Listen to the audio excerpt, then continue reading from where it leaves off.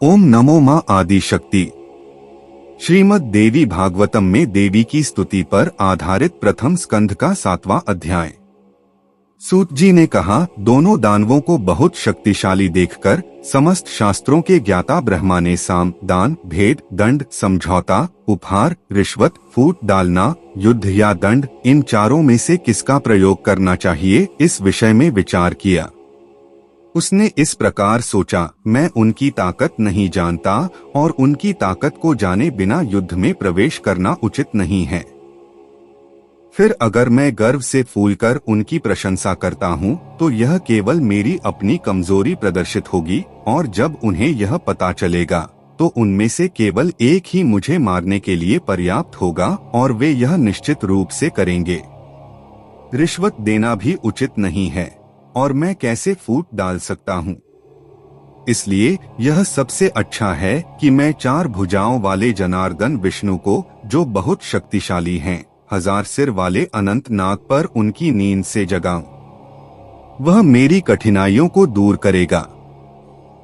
इस प्रकार मन में विचार करते हुए भगवान ब्रह्मा कमलवत विष्णु की नाभि से निकले कमल के डंठल में स्थित हो गए और वहां से कष्टों को दूर करने वाले भगवान विष्णु की मानसिक शरण ली तथा गहन योग निद्रा, ध्यान निद्रा में लीन होकर जगन्नाथ नारायण के लिए विभिन्न छंदों से निर्मित मंगलमय स्तोत्रों का जप करने लगे। उन्होंने कहा, हे दीन के शरण, हे हरि, हे विष्णु, हे वामन, हे माधव, आप ब्रह्मांड के स्वामी और सर्वव्यापी हैं। हे ऋषिकेश, आप अपने भक्तों के सभी कष्टों को दूर करते हैं, इसलिए अपनी योग निद्रा छोड़ दें और उठें।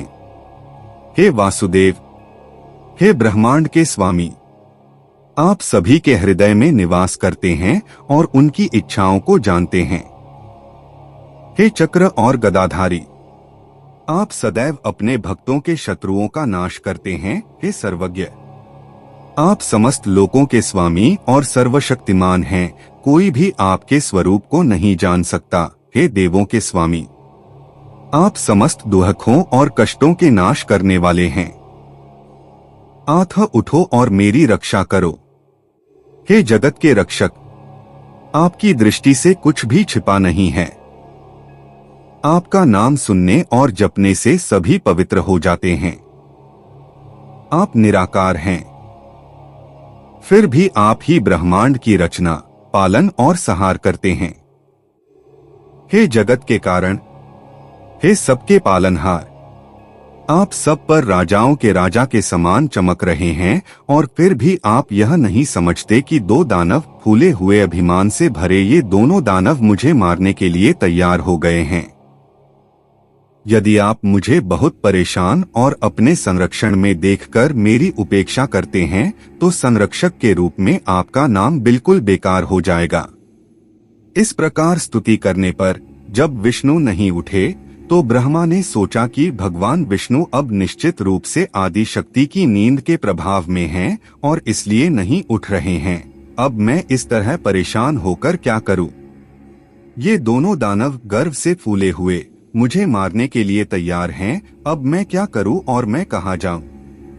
मुझे कहीं भी कोई ऐसा व्यक्ति नहीं मिल रहा है जो मेरी रक्षा कर सके। इस प्रकार सोचकर ब्रह्मा इस निष्कर्ष पर पहुंचे और एकाग्र हृदय से स्वयं योग निद्रा का भजन करने का निर्णय लिया। मन ही मन विचार करते हुए उन्होंने सोचा कि जिस आद्या शक्ति ने भगवान विष्णु को अचेत और निश्चल रखा है वही उन्हें बचा सकेगी। जैसे मृत व्यक्ति कोई शब्द नहीं सुन सकता, वैसे ही गहरी नींद में लीन हरि कुछ भी नहीं जानते। जब मैंने उनकी इतनी स्तुति की है और वे नहीं जागे हैं तो यह निश्चित है कि निद्रा हरि के अधीन नहीं है, अपितु हरि निद्रा के अधीन है और जो किसी के अधीन है वह उसका दास हो जाता है। आठ यह योग निद्रा अब हरि पर अपना नियंत्रण कर रही है। फिर वह भी जिसने हरि को वश में किया था, कृष्ण सागर की वह पुत्री अब योग निद्रा के वश में है। आठ ऐसा प्रतीत होता है कि भगवती महामाया ने संपूर्ण ब्रह्मांड को अपने वश में कर लिया है। चाहे मैं स्वयं हूँ या विष्णु या शंभु या सावित्री, रमा या उमा, सभी उनके अधीन हैं। इसमें कोई संदेह नहीं है। अन्य महापुरुषों की तो बात ही क्या। अब मैं योग निद्रा का स्तोत्र गाऊंगा, जिसके प्रभाव में भगवान हरि भी सामान्य मनुष्य की भांति गहरी निद्रा में लेटे हुए हैं। जब सनातन वासुदेव जनार्दन उनके द्वारा वंचित हो जाएंगे तो वे निस्संदेह दानवों से युद्ध करेंगे। इस प्रकार निश्चय करके भगवान ब्रह्मा कमल के तने पर विराजमान होकर विष्णु के शरीर पर स्थित योग निद्रा का स्तोत्र करने लगे। इस प्रकार ब्रह्मा जी ने कहा, हे देवी, मैं समस्त वेदों के वचनों के आधार पर यह जान गया हूँ कि आप ही इस विश्व ब्रह्मांड की एकमात्र कारण हैं। जब आपने समस्त प्राणियों में विवेक से युक्त श्रेष्ठ पुरुष विष्णु को निद्रा के वश में कर दिया है, तब उपरोक्त कथन स्वयं सिद्ध है। हे समस्त प्राणियों के मन में क्रीड़ा करने वाली, हे माता, मैं आपके स्वरूप के ज्ञान से अत्यंत अनभिज्ञ हूँ। जब भगवान हरि आपकी शक्ति से जड़ होकर निद्रा में सो रहे हैं, तब ज्ञानियों की कोटि कोटियों में ऐसा कौन है जो गुणों से परे आपकी माया से पूर्ण लीला को पूर्णतः समझ सके। सांख्य दार्शनिक कहते हैं कि पुरुष शक्ति का पुरुष रूप। हे भवानी, आप गुणों से परे होकर तीनों गुणों के साथ मिलकर नाट्य लीलाओं का नाट्य प्रदर्शन कर रही हैं। आपके सत्व, रज और तम गुणों का ही मुनिगण प्रतिदिन प्रातः, मध्याह्न और सायंकाल तीनों संध्याओं में ध्यान करते हैं, परंतु आपके कर्मों का ज्ञान किसी को नहीं है। हे देवी, आप निर्णय और बुद्धि स्वरूप हैं, जिनसे ब्रह्मांड के समस्त प्राणियों का ज्ञान उत्पन्न होता है। आप सदैव श्री हैं, जो देवताओं को सुख प्रदान करती हैं। हे माता, आप कीर्ति, यश, मति, बुद्धि, धृति, धैर्य, कांति, सुंदरता, श्रद्धा, विश्वास और रति, आनंद के रूप में सब में व्याप्त हैं। हे माता, अब मैं बड़ी कठिनाई में हूँ, अतः मुझे आपके स्वरूप का प्रत्यक्ष दर्शन हो गया है। अब इस विषय में और अधिक तर्क वितर्क करने की आवश्यकता नहीं है। अब मैंने जान लिया है कि वास्तव में आप ही समस्त लोकों की माता हैं, क्योंकि आपने हरि को निद्रा के वश में कर दिया है। हे देवी, अब जब यह स्पष्ट है कि समस्त लोक आदि आपसे उत्पन्न हुए हैं, तो वेद भी आपसे उत्पन्न हुए हैं, इसमें क्या संदेह है। अतः वेद भी आपके स्वरूप को पूर्णतः नहीं जानते, क्योंकि कार्य कभी भी अपने कारण को नहीं जान सकता। अतः यह सर्वथा सत्य है कि आप वेदों के लिए अगमय हैं। हे माता, जब मैं हरि, हर तथा अन्य देवता और मेरे पुत्र नारद तथा अन्य मुनि आपके स्वरूप को पूर्णतः अनुभव नहीं कर पाए हैं, तो इस संसार में ऐसा बुद्धिमान और कौन हो सकता है जो आपके समस्त स्वरूप को अनुभव कर सके। अतः आपकी महिमा समस्त प्राणियों की वाणी से परे है।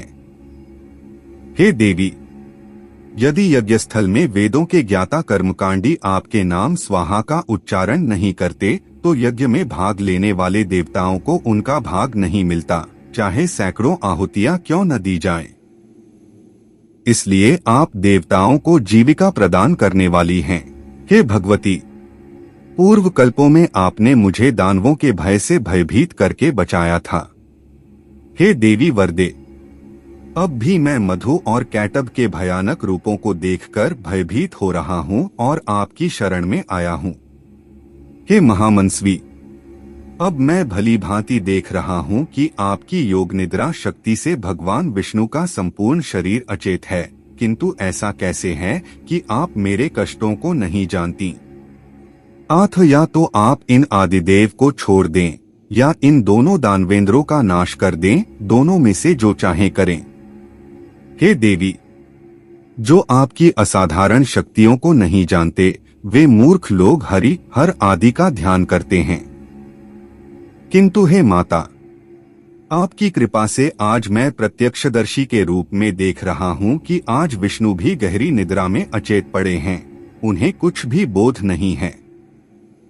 हे भगवती, अब जब सिंधुपुत्री कमला अपने प्रयत्न से अपने पति हरि को जगाने में असमर्थ हैं, अथवा आपने उन्हें भी विवश होकर अचेतन सुला दिया है, तब ऐसा प्रतीत होता है कि वे अनायास ही बाहर क्या हो रहा है, इसका उन्हें कुछ भी पता नहीं है। हे देवी, जो लोग भक्तिभाव से पूर्ण हृदय से फल की आशा किए बिना अन्य देवताओं की पूजा छोड़कर आपको समस्त जगत की रचिता और समस्त कामनाओं की दाता जानकर आपके चरण कमलों की पूजा करते हैं, वे धन्य हैं। हाय, अब बुद्धि, रूप, यश और समस्त सद्गुण हरि को त्याग कर किसी अज्ञात लोक में चले गए हैं। हे भगवती, आप तीनों लोकों में सचमुच पूजनीय हैं, क्योंकि आपकी योग निद्रा के बल से हरि को इस प्रकार मानो कारागार में रखा गया है। हे माता, आप इस समस्त ब्रह्मांड की शक्ति हैं और समस्त पराक्रम और तेज से संपन्न हैं। अन्य सभी वस्तुएं आपकी ही रचना हैं। जैसे एक नाट्य कलाकार एक ही होते हुए भी अनेक रूप धारण करके नाट्यशाला में खेलता है, वैसे ही आप भी एक होकर अपने गुणों से निर्मित इस मनोहर नाट्यशाला में अनेक रूपों में सदैव खेलते रहते हैं। हे माता, आपने युगों के आरंभ में सर्वप्रथम विष्णु रूप को प्रकट किया और उन्हें अंधकार से रहित शुद्ध सात्विक शक्ति प्रदान कर उन्हें ब्रह्मांड की रक्षा करने के लिए प्रेरित किया, और अब आपने ही उन्हें इस प्रकार अचेतन रखा है। अतः यह निःसंदेह सत्य है कि हे भगवती, आप जो चाहती हैं वही कर रही हैं। मैं अब संकट में हूँ। यदि आपकी इच्छा मुझे न मारने की है तो मौन तोड़िए, मेरी ओर देखिए और अपनी दया दिखाइए। हे भवानी, यदि आपकी इच्छा मुझे मारने की नहीं है तो आपने इन दो दानवों को, मेरे मृत्यु के अवतार को क्यों उत्पन्न किया, या क्या आप मेरा उपहास करना चाहती थीं? मैं आपके अद्भुत कार्यों को जान गया हूँ। आप ही इस संपूर्ण ब्रह्मांड की रचना करती हैं और स्वयं पृथक रहकर सदैव क्रीड़ा करती हैं तथा प्रलयकाल में सब कुछ पुनः अपने में समाहित कर लेती हैं। अतः हे भवानी, इसमें क्या आश्चर्य है कि आप मुझे इस प्रकार मारना चाहती हैं? किंतु हे माता, यदि आप स्वेच्छा से मुझे मार डालें तो मुझे कोई दुख नहीं होगा, किंतु यह मेरे लिए बड़े अपमान की बात है कि इन प्राणियों पर अधिकार पाकर भी मैं दैत्यों द्वारा वध की वस्तु बनूंगी। यह मेरे लिए सचमुच कठिन है। अतः हे लीलामी, क्रीड़ारत कन्या के समान उठो। हे देवी, आप स्वयं अद्भुत रूप धारण करके अपनी इच्छानुसार मुझे या दोनों दैत्यों को मार डालें अथवा हरि को जगाएं, जो फिर दैत्यों का वध करेंगे। यह सब आपके हाथों में है। सूत जी बोले, ब्रह्मा जी द्वारा इस प्रकार स्तुति करने पर तमोगुणी निद्रा देवी भगवान हरि के शरीर को त्याग कर उनके पास आ खड़ी हुई।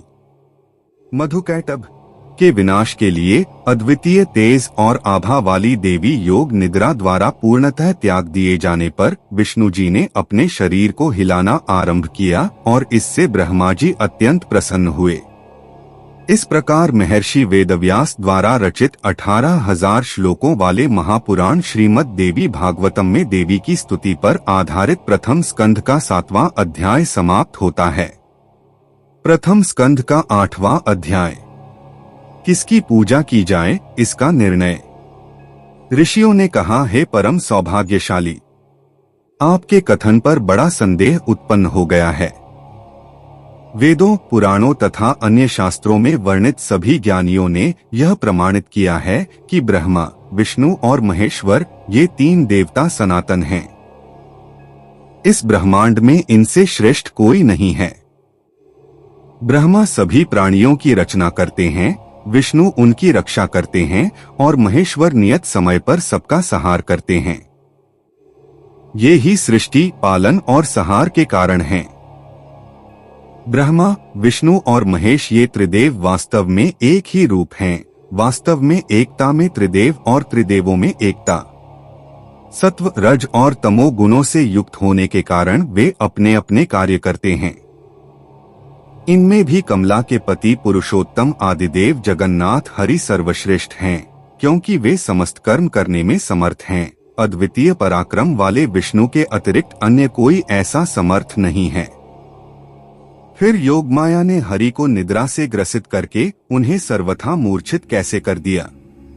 हे परम सौभाग्यशाली, फिर जीवित रहते हुए हरि का वह असाधारण आत्मज्ञान और शक्ति आदि कहाँ चले गए? यही हमारा सबसे बड़ा संदेह है। अतः कृपया हमें उपदेश दीजिए कि हमारा यह संदेह दूर हो और हमारा कल्याण हो। वह शक्ति क्या है जिसका आपने पहले उल्लेख किया था और जिसके द्वारा विष्णु पर विजय प्राप्त की जाती है? वह कहाँ से उत्पन्न हुई है? उस शक्ति की शक्ति क्या है और उसका स्वरूप क्या है? हे सुव्रत, हमें इनका पूर्णतः वर्णन कीजिए। जो सनातन बुद्धिरूपी आनंद स्वरूप परमदेव भगवान विष्णु हैं, जो सबके ईश्वर, जगत के गुरु, सृष्टिकर्ता, पालक और संहारकर्ता, सर्वव्यापी, पवित्रता और पवित्रता के अवतार तथा रजोगुण से परे हैं, ऐसे पुरुष को योगमाया ने निद्रा के वश में कैसे कर लिया? हे सूत, आप परम बुद्धिमान हैं और व्यासदेव के शिष्य हैं। आप ज्ञानरूपी तलवार से हमारे इस संशय का नाश कीजिए। यह सुनकर सूतजी बोले, हे परम भाग्यशाली मुनियों, तीनों लोकों में कोई भी ऐसा नहीं है जो आपके इस संदेह का निवारण कर सके। ब्रह्मा के मानस पुत्र नारद, कपिल तथा अन्य सनातन पुत्र इन प्रश्नों से मोहग्रस्त हो जाते हैं। फिर मैं इस अत्यंत कठिन विषय पर क्या कह सकता हूँ? देखो, कुछ लोग भगवान विष्णु को सर्वव्यापी, सबका पालनहार और सभी देवताओं में श्रेष्ठ कहते हैं। उनके अनुसार यह समस्त चराचर जगत विष्णु द्वारा रचित है। वे उन्हें प्रणाम करते हैं। अन्य लोग महादेव शंकर की पूजा करते हैं, जिनके शरीर का दूसरा भाग गौरी है, जो सभी शक्तियों से संपन्न हैं, कैलाश में निवास करते हैं, भूतों के समूह से घिरे हैं, जिन्होंने दक्ष के यज्ञ का विध्वंस किया था, जो वेदों में शशिशेखर, ललाट पर चंद्रमा वाले, 3 नेत्रों और 5 मुखों वाले, हाथ में त्रिशूल धारण करने वाले तथा वृषध्वज और कपर्दी नाम से विख्यात हैं।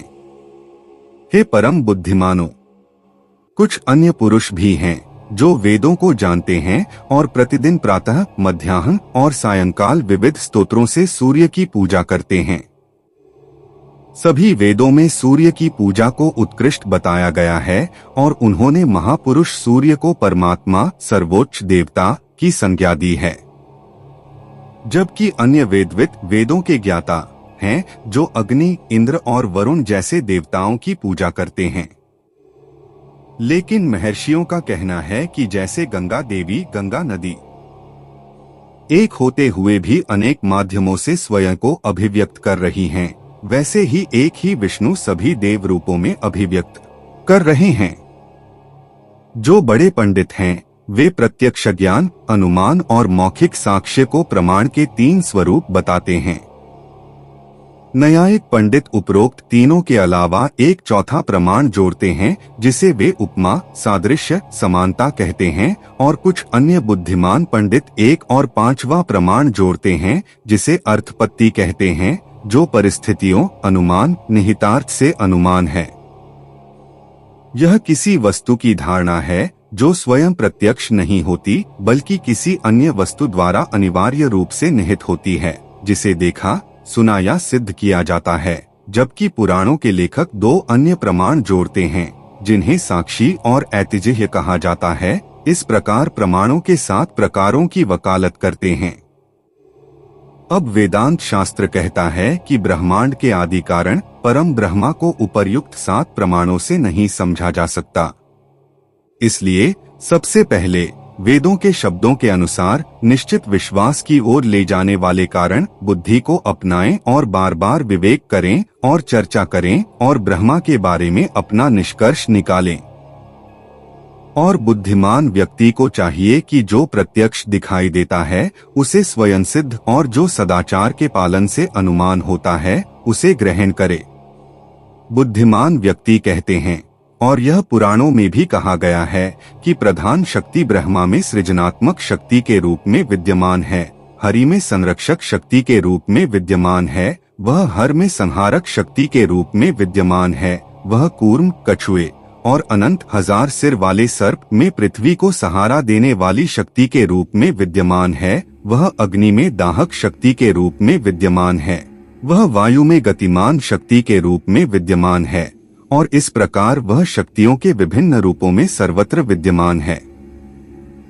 इस संपूर्ण ब्रह्मांड में चाहे कोई भी हो, यदि वह अपनी शक्ति से वंचित हो जाए तो सभी कुछ करने में असमर्थ हो जाते हैं। इससे अधिक और क्या, यदि शिवजी कुलकुंडलिनी शक्ति से वंचित हो जाएं तो वे एक निर्जीव शव बन जाते हैं। हे महाप्रभु, हे तपस्वी ऋषियों, वह इस ब्रह्मांड की प्रत्येक वस्तु में सर्वोच्च ब्रह्मा से लेकर निम्नतम तृण तक सभी चर और अचर वस्तुओं में सर्वत्र विद्यमान है। यदि बल से रहित हो तो वस्तुतः सब कुछ जड़ हो जाता है। चाहे शत्रुओं पर विजय प्राप्त करना हो या एक स्थान से दूसरे स्थान पर जाना हो या भोजन करना हो, यदि बल से रहित हो तो व्यक्ति स्वयं को सर्वथा असमर्थ पाता है। इस प्रकार सर्वव्यापी शक्ति को बुद्धिमान लोग ब्रह्मा के नाम से पुकारते हैं। जो वास्तव में बुद्धिमान हैं, उन्हें सदैव विभिन्न प्रकार से उनकी पूजा करनी चाहिए और हर प्रकार से उनकी वास्तविकता का पूर्णतः निर्धारण करना चाहिए। विष्णु में सात्विकी शक्ति है, तब वे रक्षा कर सकते हैं, अन्यथा वे सर्वथा व्यर्थ हैं। इसी प्रकार ब्रह्मा में राजसी शक्ति है और वे सृजन करते हैं, अन्यथा वे सर्वथा व्यर्थ हैं। शिव में तामसी शक्ति है और वे संहार करते हैं, अन्यथा वे सर्वथा व्यर्थ हैं। इस प्रकार मन में बार बार तर्क करते हुए हर किसी को यह जानना चाहिए कि सर्वोच्च आद्या शक्ति अपनी इच्छा मात्र से इस ब्रह्मांड की रचना और पालन करती हैं और वे ही समय पर पूरे ब्रह्मांड को जंगम और अचर नष्ट कर देती हैं। कोई भी अपने अपने कार्य करने में सक्षम नहीं है, चाहे वह ब्रह्मा, विष्णु, महेश्वर, इंद्र, अग्नि, सूर्य, वरुण या कोई भी व्यक्ति हो। वास्तव में सभी देवता इस आद्या शक्ति के उपयोग से संबंधित कार्यों को करते हैं। वही कारण और प्रभाव में मौजूद हैं और हर कार्य को कर रही हैं और स्पष्ट रूप से देखी जा सकती हैं। बुद्धिमान लोग उस शक्ति को द्विरूपी कहते हैं, एक सगुण और दूसरी निर्गुण। जो लोग इंद्रियों और विषयों में आसक्त हैं, वे सगुण पहलू की पूजा करते हैं और जो लोग इस तरह आसक्त नहीं हैं, वे निर्गुण पहलू की पूजा करते हैं। वह चेतन शक्ति जीवन, धर्म, धन, कामना और मोक्ष इन चतुर्विध पुरुषार्थों की अधिष्ठात्री हैं। जब उनकी विधिपूर्वक पूजा की जाती है, तब वे सभी प्रकार की कामनाओं की पूर्ति करती हैं। इस जगत की माया से मोहित सांसारिक लोग उन्हें बिल्कुल नहीं जानते। कुछ लोग थोड़ा बहुत जानते हैं और दूसरों को मोहित कर लेते हैं, जबकि कुछ मूर्ख और मंदबुद्धि पंडित कलयुग से प्रेरित होकर अपने पेट पालने के लिए पाषंड नामक विधर्मी संप्रदाय चलाते हैं।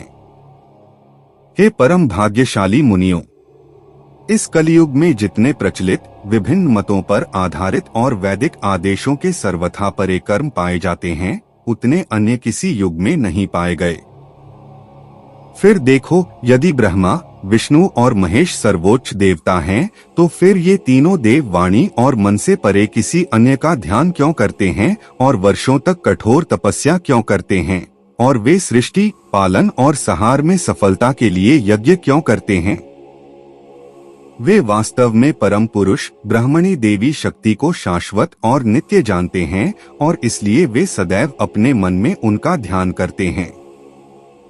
अथ बुद्धिमान पुरुष को यह निश्चय पूर्वक जानकर सभी प्रकार से परम शक्ति की सेवा करनी चाहिए।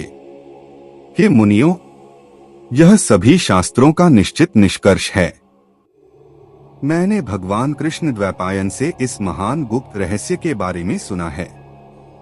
उन्होंने इसे नारद से सुना और नारद ने इसे अपने ही पिता ब्रह्मा से। ब्रह्मा ने यह बात विष्णु से सुनी। हे मुनियों, यह उचित है कि बुद्धिमान पुरुष अन्य स्रोतों से भी इसके विपरीत कुछ न सुने या न सोचें। उन्हें एकाग्र हृदय से ब्रह्मा सनातन शक्ति की सेवा करनी चाहिए। इस संसार में यह स्पष्ट रूप से देखा जा चुका है कि यदि कोई ऐसा पदार्थ है जिसमें यह चेतन शक्ति विद्यमान नहीं है, तो वह जड़ हो जाता है, किसी भी उद्देश्य के लिए सर्वथा अनुपयोगी हो जाता है। अथ यह पूर्णतः जान लो कि यह ब्रह्मांड की सर्वोच्च दिव्य माता ही हैं, जो यहाँ क्रीड़ा कर रही हैं। प्रत्येक प्राणी में निवास कर रही हैं। इस प्रकार महर्षि वेदव्यास द्वारा रचित 18,000 श्लोकों वाले महापुराण श्रीमद् देवी भागवतम में किसकी पूजा की जाए, इसका निर्णय करने वाले प्रथम स्कंध का 8वां अध्याय समाप्त होता है। प्रथम स्कंध का 9वां अध्याय। मधु कैटभ के वध पर। सूत जी बोले, हे मुनियों, जब निद्रा की अधिष्ठात्री देवी उत्तम तामसी शक्ति जगत गुरु विष्णु के शरीर के नेत्र, मुख, नासिका, हृदय आदि से निकलकर आकाश में विश्राम करने लगी, तब शक्तिशाली भगवान विष्णु को जम्हाई आने लगी और वे उठ बैठे। उन्होंने प्रजापति ब्रह्मा को भयभीत देखा और बादलों में गड़गड़ाहट के समान गंभीर शब्दों में उनसे बोले, हे भगवान पद्मायोने, आप यहाँ क्यों आए हैं और अपनी तपस्या क्यों छोड़ रहे हैं? आप इतने भयभीत और चिंतित क्यों दिख रहे हैं? यह सुनकर ब्रह्मा ने कहा, हे देव, आपके कानों के मैल से निकले 2 अत्यंत शक्तिशाली और भयानक दैत्य मधु कैटभ मुझे मारने के लिए मेरे पास आए हैं। इस प्रकार भयभीत होकर मैं आपके पास आया हूँ। इसलिए हे ब्रह्मांड के स्वामी, हे वासुदेव, अब मैं पूरी तरह से बेहोश और भयभीत हूँ, मुझे बचा। तब विष्णु ने कहा, अब जाओ और बिना किसी डर के शांति से आराम करो। उन 2 मूर्खों को, जिनके जीवन लगभग समाप्त हो चुके हैं, युद्ध के लिए मेरे पास आने दो, मैं निश्चित रूप से उन्हें मार डालूंगा। सूत जी बोले, जब देवों के स्वामी भगवान विष्णु ऐसा कह रहे थे, तब वे दोनों महाबली दैत्य गर्व से फूले हुए ब्रह्मा की खोज में वहां आए। हे मुनियों, वे दोनों अभिमानी दैत्य प्रलय के जल के बीच में बिना किसी आधार के शांत भाव से खड़े हो गए। फिर वे ब्रह्मा से बोले, अरे तुम भागकर यहाँ आ गए हो, तुम बच नहीं सकते, जाओ और युद्ध करो। मैं इससे पहले तुम्हारा वध करूंगा, फिर मैं उसे भी मार डालूंगा जो इस सर्प की शैया पर सोएगा। या तो हमसे युद्ध करो या फिर स्वयं को हमारा सेवक स्वीकार करो। उनके वचन सुनकर जनार्दन विष्णु ने उन्हें इस प्रकार संबोधित किया, हे युद्ध के लिए उन्मत्त दोनों दानवों, आओ और मुझसे इच्छानुसार युद्ध करो, मैं अवश्य ही तुम्हारा अभिमान नष्ट कर दूंगा। हे दोनों शक्तिशाली, यदि तुम मुझ पर विश्वास करते हो तो आओ और युद्ध करो। यह सुनकर दोनों दानव उस जलराशि के बीच विश्राम कर रहे थे। बिना किसी सहारे के क्रोध से आंखें घुमाते हुए लड़ने के लिए वहां आ गए। मधु नामक दैत्य बहुत क्रोधित हो गया, लड़ने के लिए तेजी से आया, जबकि कैटभ जहां खड़ा था वहीं खड़ा रहा। तब 2 पागल एथलीटों के बीच हाथापाई शुरू हो गई। भगवान हरि और मधु थक गए, कैटभ आया और लड़ने लगा। उसके बाद मधु और कैटभ शामिल हो गए और क्रोध से अंधे होकर बहुत शक्तिशाली विष्णु के साथ बार बार हाथापाई करने लगे। और भगवान ब्रह्मा और प्रधान बल आद्या शक्ति ने दिव्य स्वर्ग से यह देखा। इसलिए लड़ाई बहुत लंबे समय तक चली, फिर भी दोनों दैत्यों को जरा भी थकान महसूस नहीं हुई, बल्कि भगवान विष्णु थक गए। इस प्रकार 5000 वर्ष बीत गए। तब हरि ने उनकी मृत्यु के तरीके पर विचार करना शुरू किया। उसने सोचा, मैंने 5000 वर्षों तक युद्ध किया, लेकिन दोनों दुर्जय दानवों से कुछ भी नहीं थका, बल्कि मैं ही थक गया हूँ। यह बड़े आश्चर्य की बात है। मेरा पराक्रम कहाँ गया? और दोनों दानव क्यों नहीं थके? इसका क्या कारण है? यह अब गंभीरता से विचार करने योग्य विषय है।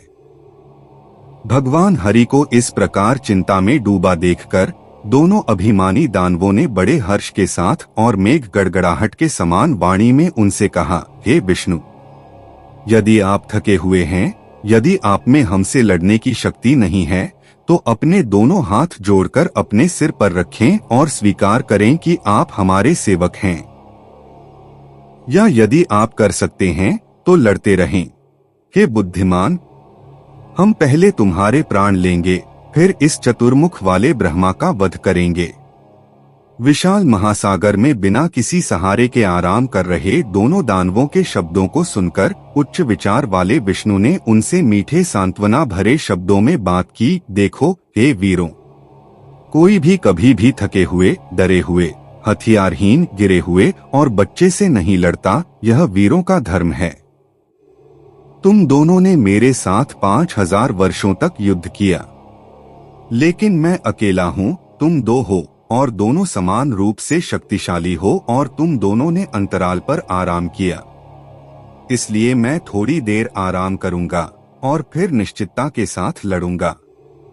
तुम दोनों बहुत शक्तिशाली हो और घमंड में बहुत उत्साहित हो, इसलिए थोड़ी देर आराम करो। थोड़ी देर आराम करने के बाद मैं युद्ध के उचित नियमों के अनुसार तुम्हारे साथ लड़ूंगा। हरि के इन शब्दों को सुनकर दोनों प्रमुख दानवों ने भरोसा किया और फिर से लड़ने के लिए तैयार होकर बहुत दूर रहे। अब चतुर्भुज वासुदेव उन्हें पर्याप्त दूरी पर देखकर मन में इस प्रकार विचार करने लगे, इनकी मृत्यु कैसे हो सकती है। कुछ देर विचार करने पर उन्हें ज्ञात हुआ कि इन्हें परम शक्ति देवी ने इच्छानुसार इच्छा मृत्यु प्रदान की है। आठ ये थक नहीं रहे हैं। मैंने इतने समय तक इनसे व्यर्थ ही युद्ध किया, मेरा परिश्रम व्यर्थ गया। अब इस निश्चित ज्ञान के साथ मैं कैसे युद्ध कर सकता हूँ? यदि मैं युद्ध न करूँ तो ये दोनों दानव अपने वरदान से प्रसन्न होकर कैसस्ब को कष्ट देने वाले नष्ट हो जाएं। जब देवी द्वारा वरदान दिया जाता है तो उनकी मृत्यु भी लगभग असंभव है। कौन अपनी मृत्यु चाहता है? यहाँ तक कि बहुत ही संकटपूर्ण परिस्थितियों में भी। भयानक रोगों से ग्रस्त, दरिद्र गरीबी में सिमटकर कोई भी मरना नहीं चाहता, तो यह कैसे उम्मीद की जा सकती है कि ये दो अभिमानी दानव स्वयं अपनी मृत्यु चाहेंगे। इसलिए मुझे उस आद्या शक्ति की शरण लेने की सलाह दी जाती है जो सभी इच्छाओं के फल देने वाली है। जब तक वह पूरी तरह से प्रसन्न नहीं होती, कोई भी इच्छा कभी भी पूरी नहीं हो सकती। ऐसा सोचकर भगवान विष्णु ने सुंदर देवी योग निद्रा शिव को हवा में चमकते देखा। तब अपार आत्मा वाले परम योगी भगवान विष्णु ने हाथ जोड़कर उन महान भुवनेश्वरी महाकाली की स्तुति की जो दानवों के विनाश के लिए वरदान देती हैं। हे देवी, हे महामाया, सृष्टिकर्ता और संहारकर्ता, मैं आपको प्रणाम करता हूँ। आप अनादि और अमर हैं। हे शुभ चंडिके, हे भोग और मोक्ष प्रदान करने वाली, मैं आपके सगुण या निर्गुण रूपों को नहीं जानता, फिर मैं आपके असंख्य यशस्वी कार्यों को कैसे जान सकता हूँ। आज मैंने आपके अवर्णनीय पराक्रम का अनुभव किया है, क्योंकि आपकी निद्रा के बल से मैं मूर्छित और अचेत हो गया हूँ। ब्रह्मा द्वारा बार बार बड़ी सावधानी से मुझे होश में लाने का प्रयास करने पर भी मैं होश में नहीं आ सका। मेरी इंद्रियां इतनी संकुचित हो गई थीं। हे माता, आपने अपनी शक्ति से मुझे मूर्छित रखा और पुनः मुझे निद्रा से मुक्त किया और मैंने अनेक बार युद्ध भी किया। हे मानदाता, अब मैं थक गया हूँ, किंतु आपने दोनों दानवों को वरदान दिया है, इसलिए वे थक नहीं रहे हैं। दानव अभिमान से फूलकर ब्रह्मा को मारने के लिए तत्पर थे, इसलिए मैंने उन्हें अपने साथ युद्ध करने के लिए ललकारा और वे भी इस विशाल सागर में मेरे साथ भीषण युद्ध कर रहे हैं। परंतु आपने उन्हें अद्भुत वरदान दिया है कि वे जब चाहे मर सकते हैं, इसलिए मैं अब आपकी शरण में आया हूँ, क्योंकि आप अपनी शरण में आने वालों की रक्षा करती हैं। आठ हे माता, देवों के कष्टों को दूर करने वाली, ये दोनों दानव आपके वरदान से अत्यंत प्रसन्न हैं और मैं भी थक गया हूँ, इसलिए अब आप मेरी सहायता करें। देखिए, वे दोनों पापी मुझे मारने के लिए तत्पर हैं। आपकी कृपा के बिना अब मैं क्या कर सकता हूँ और कहाँ जाऊं? इस प्रकार सनातन वासुदेव जगन्नाथ हरि द्वारा स्तुति करके नम्रता और प्रणाम के साथ देवी महाकाली ने वायु में विश्राम करते हुए मुस्कुराते हुए कहा, हे देवा देवा हरि, पुनः युद्ध करो हे विष्णु। ये दोनों वीर मेरी माया से मोहित होकर तुम्हारे द्वारा मारे जाएंगे। मैं अपनी दीर्घ दृष्टि से उन्हें अवश्य मोहित करूंगी, हे नारायण। तब मेरी माया से मोहित होकर उन दोनों दानवों का शीघ्रता से वध करो। सूत जी बोले, भगवती के ये प्रेमपूर्ण वचन सुनकर भगवान विष्णु उस समुद्र के मध्य युद्धस्थल पर गए, जहां शांत स्वभाव वाले और प्रकाश के लिए उत्सुक दो शक्तिशाली दानव युद्ध में विष्णु को देखकर बहुत खुश हुए और कहा, हे चतुर्भुज, हम देखते हैं कि आपकी इच्छा वास्तव में बहुत उदात्त है। अच्छी तरह से खड़े हो जाओ। खड़े हो जाओ। अब युद्ध के लिए तैयार हो जाओ, यह जानते हुए कि जीत या हार निश्चित रूप से भाग्य पर निर्भर है। अब तुम्हें इस प्रकार सोचना चाहिए, यद्यपि यह सामान्यतः सत्य है कि अधिक शक्तिशाली व्यक्ति विजय प्राप्त करता है, किंतु कभी कभी ऐसा भी होता है कि भाग्य के विचित्र फेर से दुर्बल व्यक्ति विजय प्राप्त कर लेता है। अतः श्रेष्ठ आत्मा वाले व्यक्तियों को अपनी विजय पर प्रसन्न नहीं होना चाहिए, न ही अपनी पराजय पर दुख प्रकट करना चाहिए। अतः यह सोचकर प्रसन्न मत हो कि पूर्व में अनेक अवसरों पर तुमने अनेक शत्रु दानवों से युद्ध किया था और विजय प्राप्त की थी। न ही इस बात पर दुखी हो कि अब तुम उन दो दानवों से पराजित हो गए हो। ऐसा कहकर शक्तिशाली मधुकैटभ युद्ध करने के लिए आगे आया। यह देखकर भगवान विष्णु ने तुरंत ही उन पर बड़े जोर से मुक्का मारा। अपने बल से उत्साहित दोनों दानवों ने प्रत्युत्तर में हरि पर मुक्कों से प्रहार किया। इस प्रकार युद्ध जोर शोर से चलता रहा। अब महाशक्तिशाली दो दानवों को निरंतर लड़ते देख नारायण हरि ने देवी महाकाली के मुख की ओर अत्यंत व्यथित दृष्टि डाली। विष्णु को इस प्रकार व्याकुल देखकर देवी जोर से हंसने लगीं और कुछ लाल आंखों से लगातार देखने लगीं और दोनों असुरों की ओर प्रेम और कामुक भावनाओं से भरी हुई तिरछी दृष्टि डाली, जो कामदेव के बाणों के समान थी। दोनों दुष्ट दैत्य देवी की तिरछी दृष्टि से मोहित हो गए और उनमें बड़ा आनंद लेने लगे। इन कामुक बाणों से अत्यंत व्याकुल होकर उन्होंने एक स्थिर दृष्टि से निष्कलंक कांति वाली देवी की ओर देखा। भगवान हरि ने भी देवी की अद्भुत मोहक लीला देखी। तब श्रीहरि, जो उद्देश्य की पूर्ति हेतु उपाय करने में पूर्णतया निपुण थे, उन दोनों दानवों को महामाया से मोहित जानकर मुस्कुराते हुए और विचरण करते हुए मेघ के समान स्वर में इस प्रकार बोलने लगे, हे दोनों वीरों, मैं तुम्हारे युद्ध करने के तरीके से बहुत प्रसन्न हूँ, इसलिए मुझसे वरदान मांग लो, मैं तुम्हें वह प्रदान करूंगा। मैंने पहले भी कई दानवों को युद्ध करते देखा है, लेकिन न तो मैंने उन्हें तुम्हारे जैसा पराक्रमी देखा, न ही ऐसा सुना। इसलिए मैं तुम्हारी ऐसी अद्वितीय शक्तियों से बहुत संतुष्ट हूँ। इसलिए हे महाशक्तिशाली दानवयुगल, मैं तुम दोनों को कोई भी वरदान देना चाहता हूँ जो तुम चाहो।